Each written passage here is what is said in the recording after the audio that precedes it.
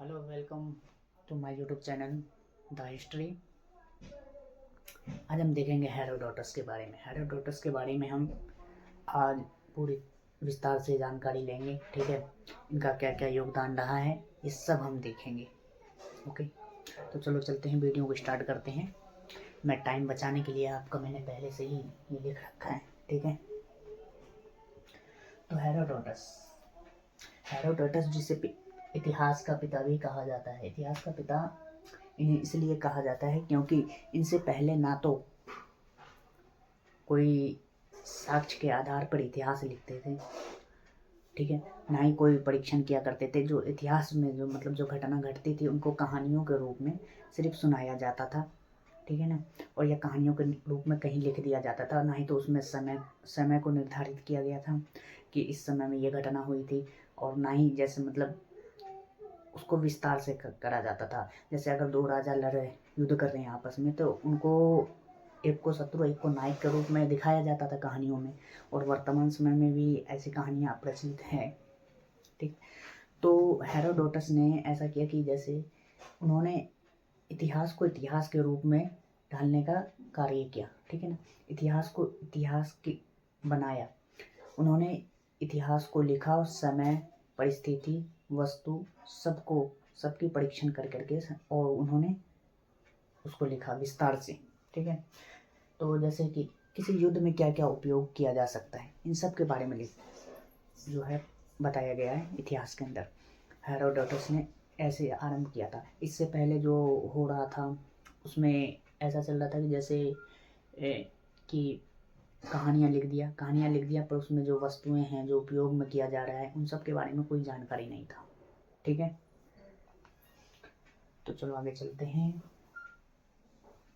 तो हेरोडोटस का जो जन्म हुआ था ये 484 बीसी में हुआ था। ठीक है, 484 बीसी में हुआ था। और ये हालिकारनासस है, यहाँ पे वर्तमान तुर्की में। ठीक है, वर्तमान तुर्की में इनका जन्म हुआ था। ठीक है, और इन्होंने पहली बार हिस्ट्री शब्द का प्रयोग किया था। ठीक है, जो हेरोडोटस है उन्होंने पहली बार हिस्ट्री शब्द का प्रयोग किया था। इन्होंने इन्होंने विभिन्न सांस्कृतिक सभ्यता और सामाजिक जीवन के बारे में अध्ययन किया और परीक्षण किया। ठीक है, और फिर जाके उन्होंने सभी जो है सामाजिक परिवर्तनों के बारे में जानकारी दी और क्या कहते हैं उनको, जो अपनी पुस्तक में द हिस्ट्रीज में स्थान दिया। ठीक है, उनके पुस्तक का नाम था द हिस्ट्रीज। ठीक है, उन्होंने मानव विज्ञान की भी नींव रखी। जब इन सब का अध्ययन किया, समाज समाज का अध्ययन किया। ठीक है, उन्होंने समाज का अध्ययन किया, सभ्यता का अध्ययन किया, संस्कृति का अध्ययन किया। उसके बाद उन्होंने समाज में सभी को बराबर का दर्जा देने के लिए और क्या कहते हैं समाज में एकता स्थापित करने के लिए वह मानव जीवन के बारे में किया और जीवन विज्ञान का जो है उन्होंने विस्तार किया। ठीक है, उन्हें जीवन विज्ञान का नींव रखने वाला भी कहा जाता है। अब चलते हैं हम नेक्स्ट पे। जब तक के लिए हम वीडियो रोकते हैं और क्या कहते हैं लिख करके, उसके बाद जाके हम फिर चालू करेंगे आपके लिए। तो आइए हम आगे क्लास कंटिन्यू करते हैं। ओके,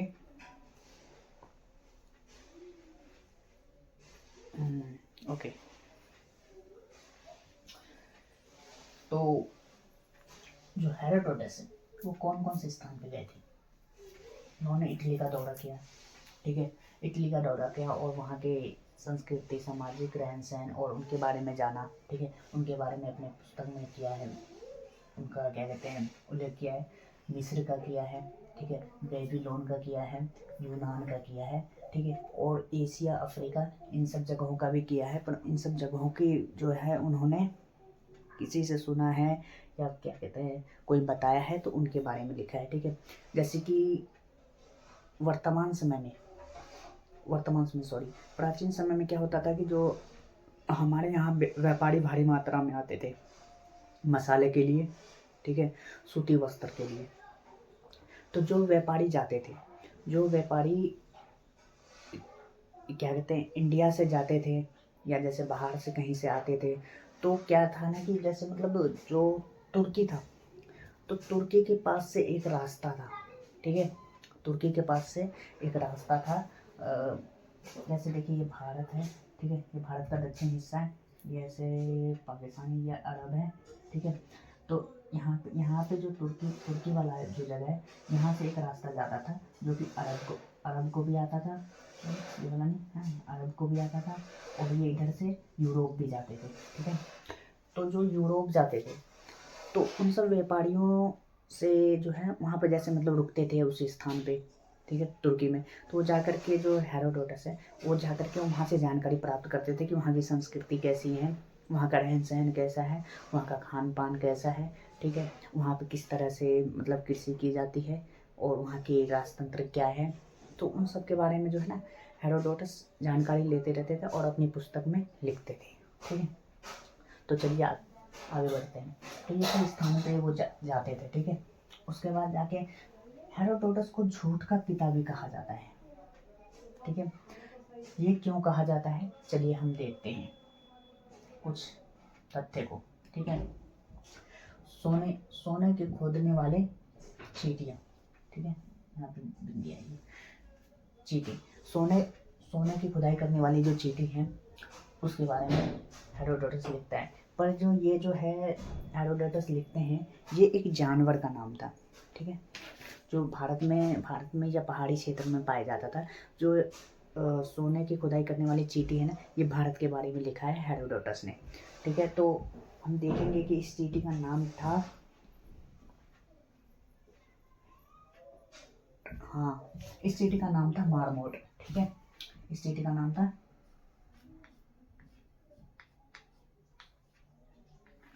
मारमोट। ठीक है, तो ये चींटी नहीं था, ये एक तरह का जानवर था जो कि पहाड़ी क्षेत्र में, लद्दाख के क्षेत्र में और क्या कहते हैं थोड़ा सा जो रेगिस्तान के क्षेत्र में यहाँ पे पाए जाते हैं। ठीक है, ये जो है क्या करते थे, ये खुद जो गर्मी या सर्दी जैसे अधिक हो जाता था तो ये ज़मीन में खोद करके वहाँ रहते थे। पर क्या है ना कि जो भारत के अंदर जो है सोने की खदान तो पहले से ही थी। ठीक है ना, तो जो मतलब भारत की भूमि में जो है सोने बहुत थे, तो सोने थे, तो वो जो जानवर खुदाई करते थे तो उसमें सोने का कण निकलता था मिट्टी से। ठीक है, तो जो सोने का कण निकलता था तो उसे सोने का कण को जो है क्या कहते हैं, मतलब उनके बारे में जो व्यापारी आए थे तो वो गए होंगे, क्या कहते हैं टर्की से ही जाते थे यूरोप, तो यूरोप जाते थे तो वहाँ पे जो है उन्होंने उन्हें बताया है, क्योंकि वो हेरोडोटस ने स्वयं कहा था कि ये कहानी जो है मैं सुनी सुनाई लिख रहा हूँ। ठीक है, तो जो वहाँ पे गए हेरोडोटस ने क्या कहते हैं उसको लिखा है। ठीक है, तो ये बात सच है। पर ये जो चींटियाँ नहीं थी, ये चींटियाँ नहीं थी, ये थी एक जानवर था। ठीक है, दूसरी बात है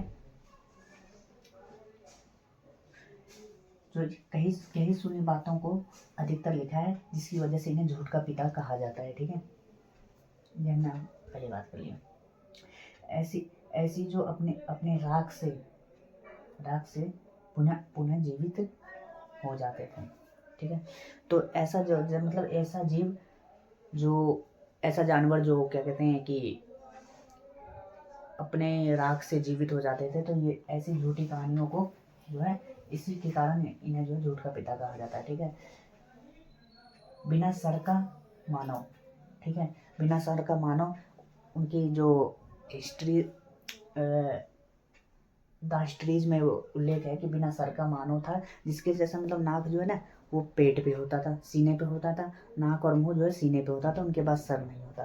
तो ये सब जो कारण है ये सब गलत था। ठीक है ना,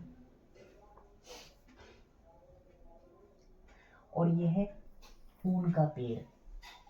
ठीक है, ऊन का पेड़ भी ये भारत के पक्ष में था, क्योंकि भारत में जो कपास की खेती की जाती थी, कपास की खेती जो की जाती थी, तो वो जो है पेड़ पे ही होता था, ठीक है। और जो अन्य देश में जैसे कि यूरोप में या मिस्र में या अरब में जो है, वहाँ पे भेड़ होती थी। तो भेड़ के ऊपर जो होता था, क्या कहते हैं, जो रूह होता था, तो उससे कपड़े बनाते थे। परंतु जो भारत में है वो कपास का कपड़ा बनाया जाता था, ठीक है। तो कपास का कपड़ा बनाया जाता था। तो उसमें हेरोडोटस ने अपने द हिस्ट्रीज में लिखा है कि जो भारतीय हैं, ठीक है, भारतीय जो है उन्होंने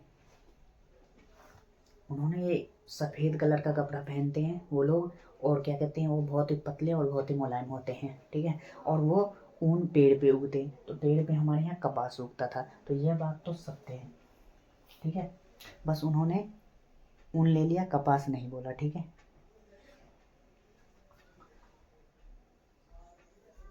तो ये हो गया है पूरा चैप्टर, ठीक है। तो आपने हेरोडोटस के बारे में पूरी तरह से जानकारी ले ली है, और आगे हम देखेंगे। ये वीडियो मेरी पहली थी, इसीलिए मैं थोड़ा सा अनकंफर्टेबल लग रहा हूँ, ठीक है। पर आई थिंक मैं 2-4 बार प्रैक्टिस करूँगा, 2-4 वीडियो डालूंगा, तो आपको एकदम सही से वीडियो आपको दे दूँगा, ठीक है। ओके।